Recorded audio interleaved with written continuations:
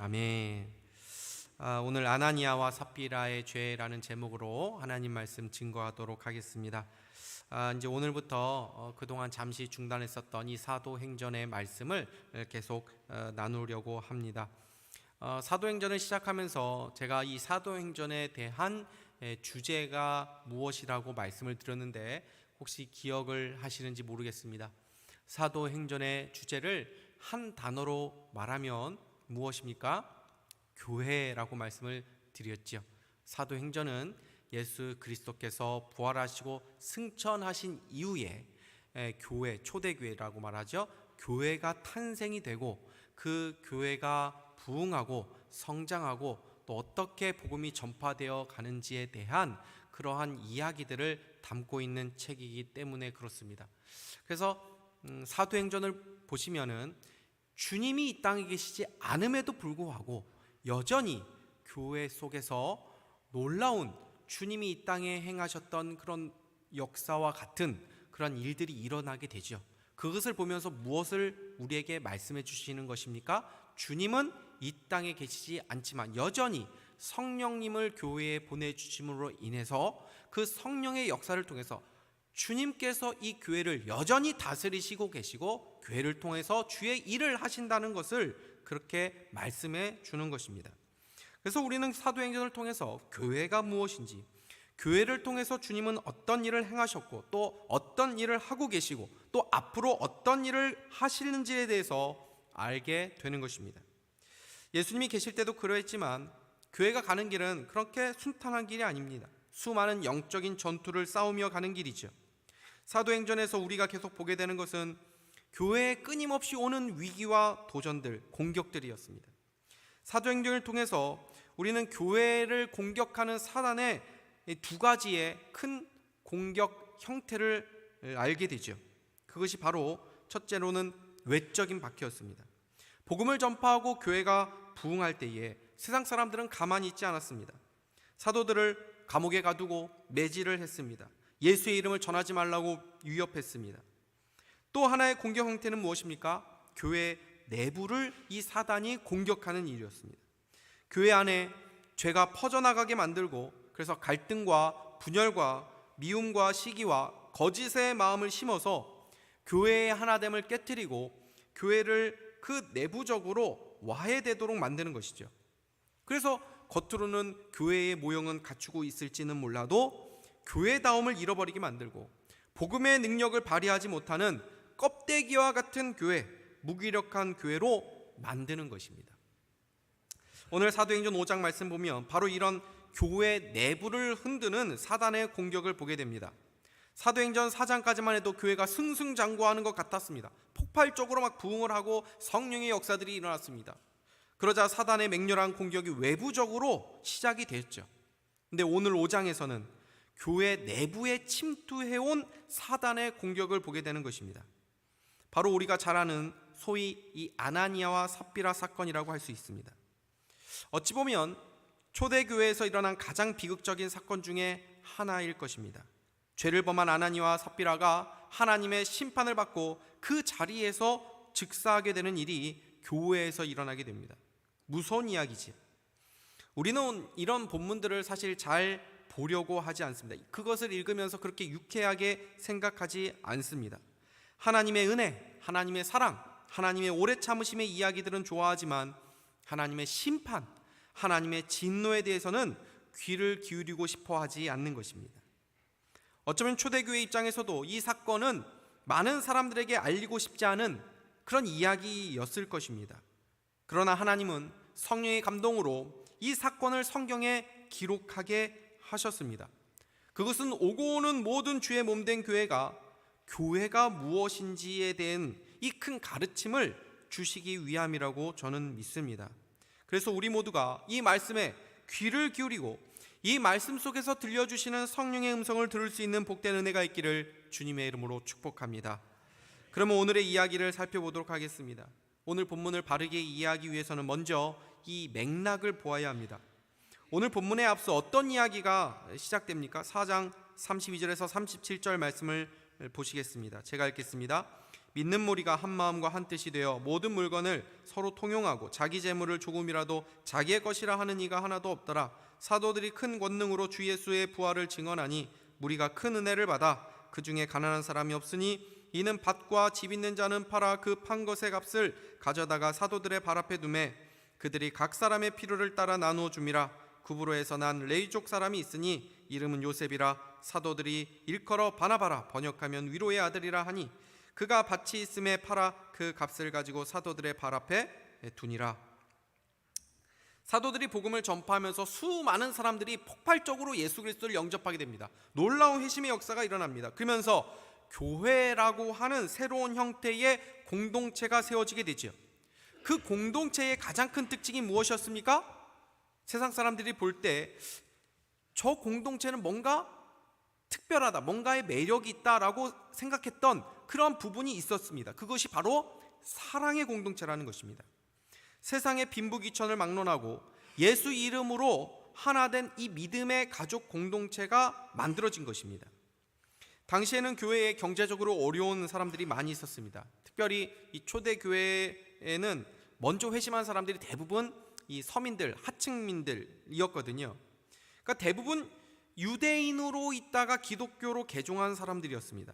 근데 유대교는 아시다시피 구제를 굉장히 중요한 경건 행위로 생각하지 않았습니까? 근데 유대교를 떠나서 교회에 오니까 가난한 사람들이 더 이상 이 유대교에서 베푸는 구제를 받지 못하는 사람들이 생겨났겠지요. 그리고 그 당시에 과부들도 많이 있었습니다. 그 당시에는 과부들의 생계가 해결하기가 막막한 시절 아니었습니까? 그러니까 이런 상황에서 초대교회는 무엇보다도 이 믿음의 가족 중에 이 가난한 사람들의 생계를 해결해 줘야만 하는 이 현실적 문제에 직면하게 된 것입니다. 이때 누구 한 사람의 어떤 계획이나 어떤 지시가 아니라 하나님의 은혜로 인해서 가난한 자들을 위해 자신의 것을 내어주는 일들이 일어나기 시작했습니다. 33절에서 34절을 다시 보십시오. 사도들이 큰 권능으로 주 예수의 부활을 증언하니 무리가 큰 은혜를 받아 그 중에 가난한 사람이 없으니 이는 밭과 집 있는 자는 팔아 그 판 것의 값을 가져다가 큰 은혜가 임했다는 거죠. 어떤 분들은 초대교회가 모든 물건을 서로 통용하고 자기의 것을 조금 더 자기의 것이라고 주장하는 사람이 없이 그러한 재산을 다 팔아서 각 사람의 필요에 따라 나눠준 것을 이 공산주의의 그 원리를 실천한 것이다, 또는 공산주의를 지지하는 것이다라고 성경이 말하는 것이다라고 말을 하기도 합니다. 그러나 이것은 성경이 공산주의를 지지하는 것이 아닙니다. 왜냐하면 정부나 어떤 권력기관이 나서서 강제로 집행하는 것이 아니기 때문이죠. 누가 뭐라고 한 것도 아닌데 은혜가 임하니까 자신의 물건을 나누어 주기 시작한 것입니다. 우리는 사실 이러한 초대교회의 모습을 보면 어떻게 저렇게 하지? 어떻게 자기의 것을 주장하지 않고 저렇게 다 나눌 수가 있지? 하면서 참 이 초대교회의 이 모습이 이해가 안 되는 경우들이 있지 않습니까? 근데 어떻게 이런 일이 초대교회에 일어날 수 있었다는 것입니까? 큰 은혜가 임하자 이런 역사가 나타났다는 것입니다. 그래서 은혜가 임할 때 우리는 내가 할 수 없는 일을 하게 됩니다. 그래서 우리가 먼저 은혜를 받아야 되는 겁니다. 내 힘으로 안 되는 거죠. 내 힘으로 죄의 중독에서 그것을 끊어낼 수 있습니까? 내 힘으로 누군가를 용서할 수 있습니까? 내 힘으로 화해가 됩니까? 내 힘으로 순종할 수 있습니까? 하다못해 하나님 믿는 것도 내 힘으로 하는 것입니까? 아니죠. 그래서 우리는 은혜를 사모해야 되는 것입니다. 은혜를 받아야 되는 것입니다. 교회에 은혜가 임할 때 그래서 비로소 교회의 다움이 회복됩니다. 성도가 성도다워지고 목사가 목사다움이 회복되는 것입니다. 은혜가 임할 때 내 힘으로 할 수 없는 놀라운 성령의 역사가 나타나는 줄 믿으시기 바랍니다. 그래서 이 은혜를 사모할 수 있는 우리 모두가 될 수 있기를 바랍니다. 은혜의 원리가 바로 교회를 움직이는 원리입니다. 여기에 바로 세상이 없는, 세상이 흉내낼 수 없는 교회의 모습이 있는 것이죠. 세상을 보십시오. 사람들을 무엇으로 움직이려고 합니까? 힘으로 움직이려고 하죠. 돈으로 움직이려고 합니다. 자리로 움직이려고 합니다. 인사권을 가지고 권력을 가지고 사람을 움직입니다. 근데 교회에 그런 것이 있습니까? 교회에 무슨 권력이 있습니까? 교회에서 봉사하시는 분들 보십시오. 교회에 여러 자리들이 있을 수 있겠죠. 교사, 팀장, 부장, 운영위원들. 근데 여러분, 이분들이 무슨 혜택이 있습니까? 거기에 무슨 어떤 세상적 이익이 있습니까? 다 그냥 무거운 책임을 지는 자리고 헌신하는 자리 아닙니까? 교회를 위해 자신의 것을 다 내어놓는 자리입니다. 그럼에도 그런 자리에서 묵묵하게 사명을 감당하는 이유가 무엇입니까? 이 은혜 때문에 그런 것입니다. 여러분은 은혜를 무엇으로 생각합니까? 은혜를 받고 싶다고 생각하시죠? 근데 그 은혜가 과연 무엇입니까? 은혜는 헌신의 자리로 나아가게 하는 것이죠. 큰 은혜 받으면 이 초대교회 같이 저렇게 헌신하게 된다고? 그러면 나는 조금만 받아야겠다. 그것이 아니죠. 우리가 지나온 신앙의 발걸음을 되돌아보면서 참 내가 생각해도 어떻게 그 시절에 저런 헌신을 했을까 하는 그런 헌신의 흔적이 얼마나 우리에게 지나고 나서는 얼마나 큰 은혜가 되고 또 감사한 주제가 되고 또 우리에게 영광이 됩니까? 그래서 은혜로 헌신했다는 것을 아는 사람들은 자신의 헌신을 자랑하지 않습니다. 왜요? 내 힘으로 한 것이 아니라 하나님의 은혜로 한 것이라는 것을 알기 때문입니다. 우리는 그럴 수 없는 사람들입니다. 우리가 잘 알지 않습니까? 하나님의 은혜로 한 것이다. 그래서 우리와 우리 교회에 큰 은혜가 임해서 하나님의 은혜만으로 되어지는 성령의 역사를 경험하고 그 하나님의 은혜만을 자랑하는 우리 모두가 될 수 있기를 주님의 이름으로 축복합니다.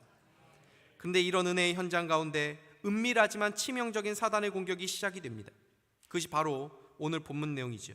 5장 1, 2절을 보십시오. 아나니아라 하는 사람이 그의 아내 삽비라와 더불어 소유를 팔아 그 값에서 얼마를 감춤해 그 아내도 알더라. 얼마만 가져다가 사도들의 발 앞에 두니.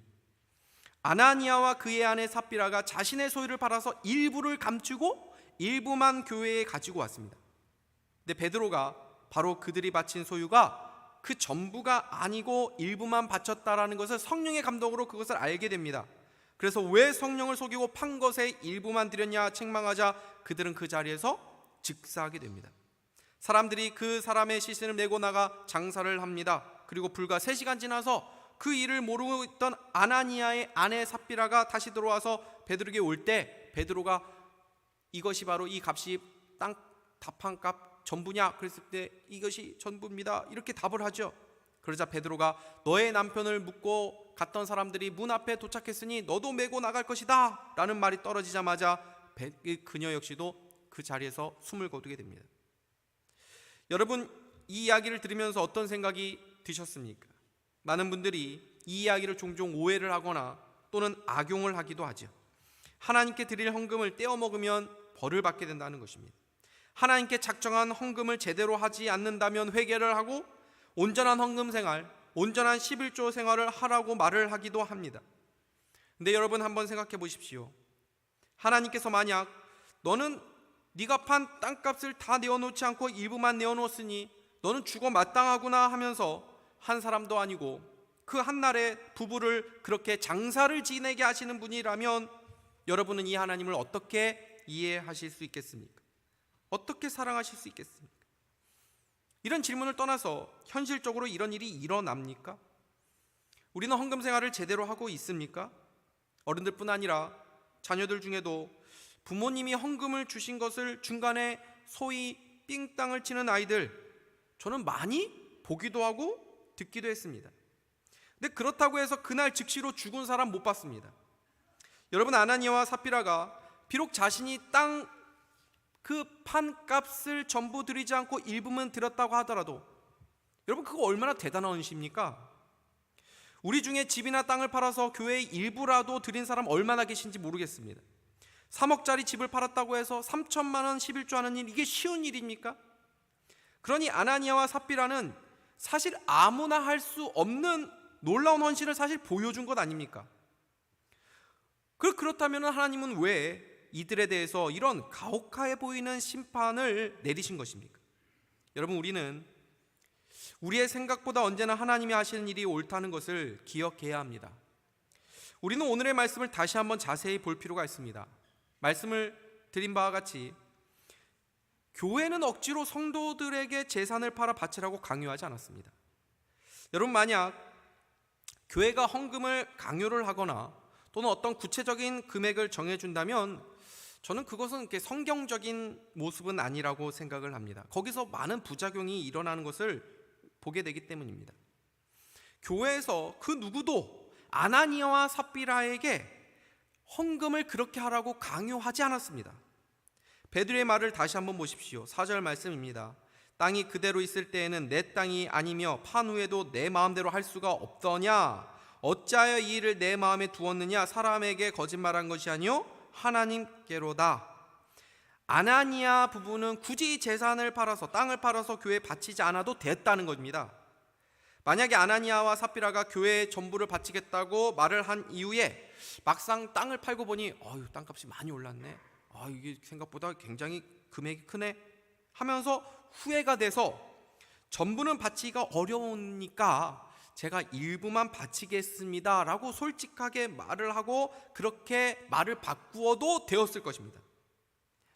여러분, 혹시 하나님 앞에 작정하신 것이나 약속하신 것이 있는 분들 계십니까? 일단은 하나님 앞에 그렇게 쉽게 하지 마십시오. 우리는 우리 자신이 알지 않습니까? 자녀들과의 약속도 우리는 어떨 때 보면은 잘 못 지키는 경우들이 있지 않습니까? 우리 그렇게 신실한 사람들이 아닙니다. 그러나 성령의 감동으로 하나님 앞에 작정을 하고 서원한 것이나 약속한 것이 있다면 그걸 지키도록 하셔야죠. 그러나 그것을 지키기 너무 힘든 경우라면 그냥 하나님 죄송합니다 하고 취소하고 변경해도 저는 하나님께서 그렇게 했다고 해서 천벌 내리시는 하나님이 아니라고 저는 믿습니다. 자유하십시오. 혹시 내가 그때 하나님과의 약속을 지키지 않아서 지금 이렇게 벌 받는 것이 아닌가, 그렇게 억눌릴 필요가 없습니다.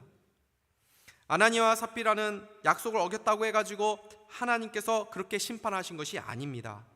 그들은 자기 땅을 팔지 않아도 되었습니다. 초대교회에서 이미 자기 재산을 팔지 않는 사람들도 많이 있었을 것입니다. 그런데 그들이 심판을 받은 이유가 무엇입니까? 4절 말씀을 다시 자세히 보십시오. 땅이 그대로 있을 때는 내 땅이 아니며 판 후에도 내 마음대로 할 수 없더냐? 어찌하여 이 일을 내 마음에 두느냐? 사람에게 거짓말한 것이 아니요 하나님께로다. 그들이 심판을 받은 이유는 드려야 될 것을 드리지 않아서도 아니고 하나님과의 약속을 깨뜨려서도 아니라 하나님을 속였기 때문이다 라고 말씀합니다. 하나님 앞에 거짓말했다는 것입니다. 그들은 일부를 바치면서 마치 일부만 드리는 것입니다 하면 되는데 일부를 드리면서 마치 그것을 전부를 바친 것처럼 속였다는 것이죠. 그러면 왜 그들은 일부를 바치면서 마치 전부를 바친 것처럼 속인 것입니까? 무엇이 그들을 그렇게 거짓말하게 만든 것입니까? 허세와 허영심이죠. 사람들 앞에서 인정받고 싶어하고 자신을 과시하고 싶어하는 그 헛된 욕망이 그들에게 있었다는 것입니다. 교회 안에 재산을 바친 사람들이 있었습니다. 가장 대표적인 인물이 바로 바나바라는 사람이었습니다. 36절에서 37절 말씀 다시 보십시오. 그브로에서 난 레위족 사람이 있으니 이름은 요셉이라. 사도들이 일컬어 바나바라. 번역하면 위로의 아들이라 하니 그가 밭이 있음에 팔아 그 값을 가지고 사도들의 발 앞에 두니라. 여러분, 이 바나바라는 사람 익숙한 사람이죠. 익숙한 이름입니다. 우리가 잘 아는 대로 이 바나바는 이 바울과 함께 전도 여행을 했던 사람이었습니다. 그는 교회에서 칭찬과 존경을 받는 그런 인물이었습니다. 사도 바울이 교회를 핍박하다가 극적으로 회심하지 않습니까? 예수님을 알게 되었습니다. 믿게 되었습니다. 그러나 여전히 교회는 이 사도 바울에 대한 그런 이 악명을 듣고 이 사도 바울을 경계하고 있었을 때 아닙니까? 그때 사도 바울을 예루살렘 교회 사도들에게 소개해 준 인물, 연결해 준 인물이 바로 이 바나바입니다. 근데 이런 바나바가 자신의 땅을 팔아서 가난한 자를 위해서 나눈 것이죠. 그러니 아마도 교회 안에서 바나바에 대한 칭찬이 있었겠죠. 역시 바나바구나.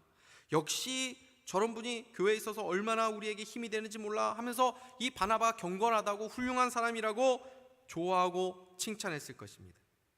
근데 그 모습을 이 아나니아와 삽비라가 보았겠죠.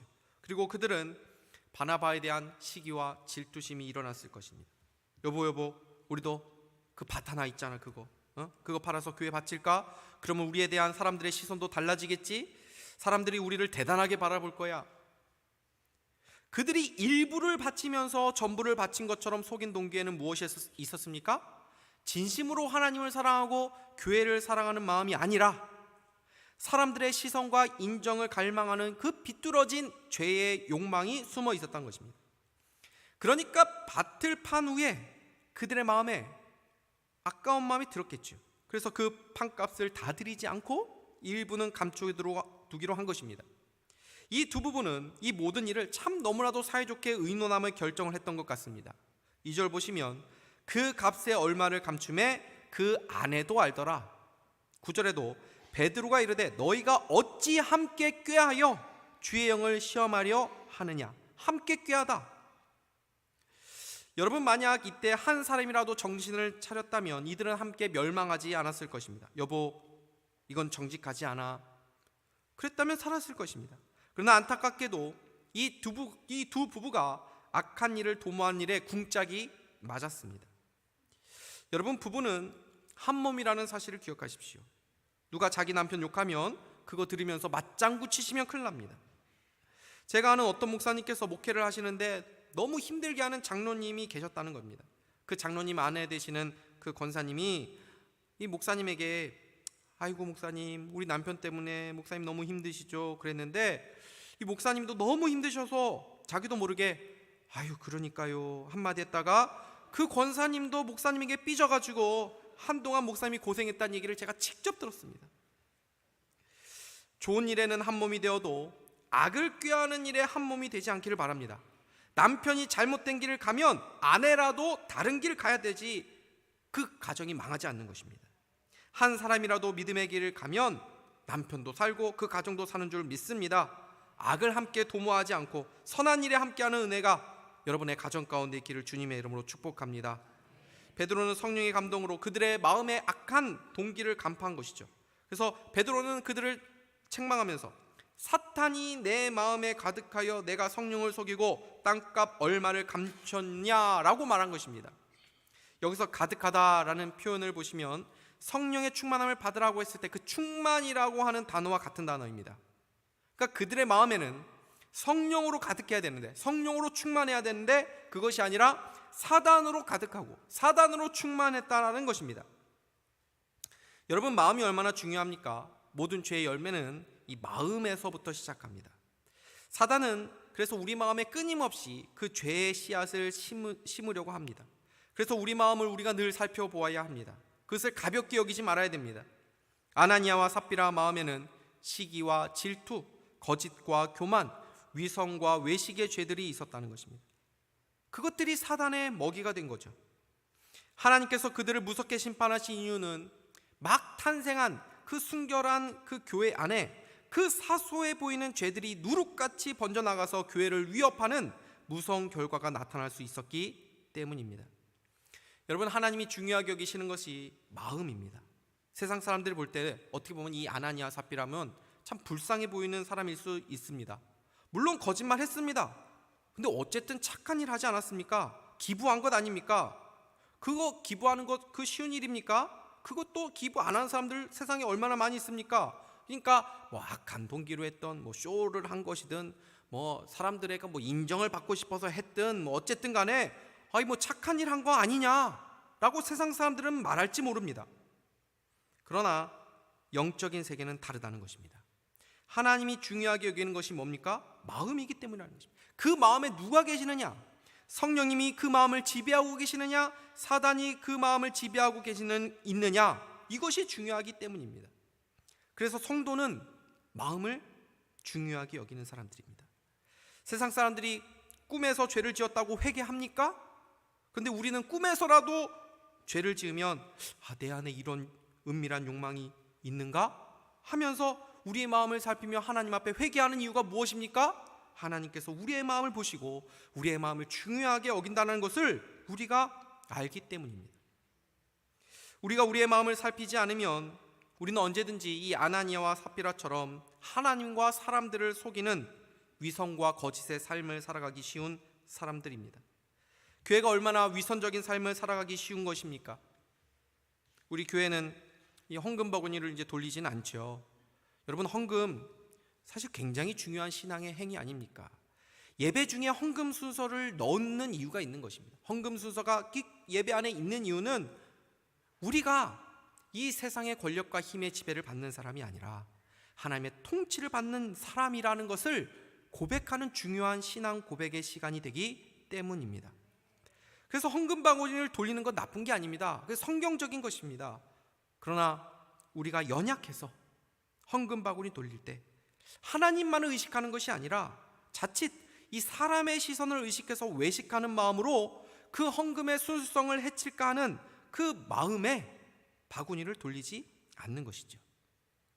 우리가 얼마나 사람들의 시선에 연약한 사람들입니까? 예배를 드리면서도 하나님 앞에서 드리는 것 아닙니까? 그러면서도 우리는 이 예배를 드리는 가운데도 사람을 의식하는 그런 마음들이 다 있지 않습니까? 내가 예배 드리는 모습을 내 옆에 이 아내가 어떻게 볼까? 내가 뭔가 눈물 날 것 같으면 이 아내 보기 창피한데, 그런 마음도 있을 수 있지 않습니까?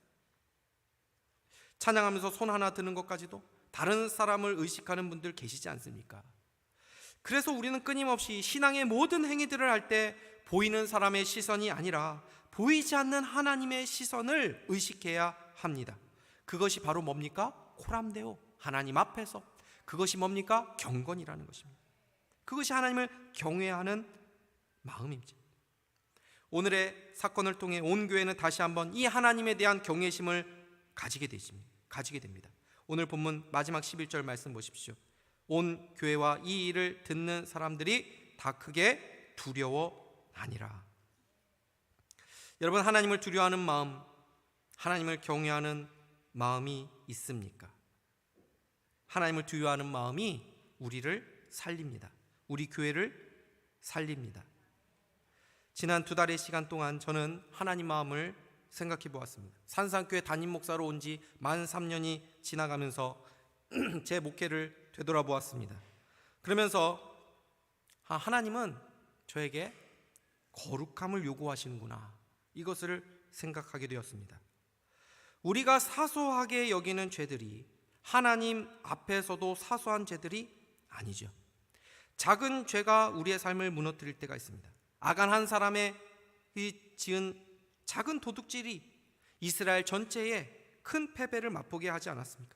작은 구멍이 뚝을 무너뜨리는 것입니다. 사단은 끊임없이 우리를 죄에 대해서 둔감하도록 만듭니다. 그래서 위선적이고 거짓된 삶을 살아가게 합니다. 우리가 죄에 대해서 민감해지고 죄와의 싸움을 싸우기 위해서 우리에게 필요한 것이 무엇입니까? 바로 은혜입니다. 그 은혜가 죄를 이기는 능력이 되기 때문입니다. 언제나 기억하십시오. 하나님의 은혜가 우리의 죄보다 더 크고 더 강력하고 더 끈질깁니다. 그래서 하나님의 은혜가 죄를 이깁니다. 아나니아와 삽비라 사건은 이후 2번 다시 일어나지 않았습니다. 많은 교회들이 생겨났지만 헌금을 약간 속였다고 해서 성령님께서 생명을 거둬가는 일이 일어나지 않았습니다.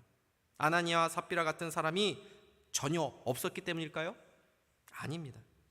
그러나 주님은 이 사건은 한 번으로 족하다고 생각을 하신 것이죠. 이 사건을 읽을 때마다 온 교회가 충분히 교훈을 받을 수 있다고 보신 것입니다. 오늘 말씀 다시 보십시오.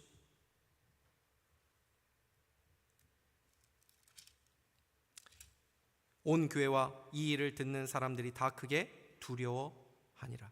이 일을 듣는 사람들이 다 크게 두려워하니라. 오늘 우리가 이 일을 듣고 있습니다. 어떠한 마음이 있어야 된다고요? 큰 두려움. 누구에 대한? 하나님에 대한. 오늘 이 말씀 우리에게 왜 주신 것입니까?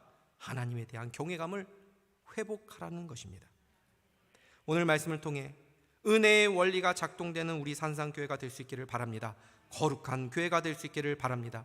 하나님에 대한 경외감이 있는 교회가 될 수 있기를 바랍니다. 그래서 하나님이 기뻐하시는 교회, 성령의 능력과 역사가 나타나는 교회, 하나님의 뜻을 이루어드리는 우리 모두가 다 될 수 있기를 주님의 이름으로 축복합니다. 기도하겠습니다.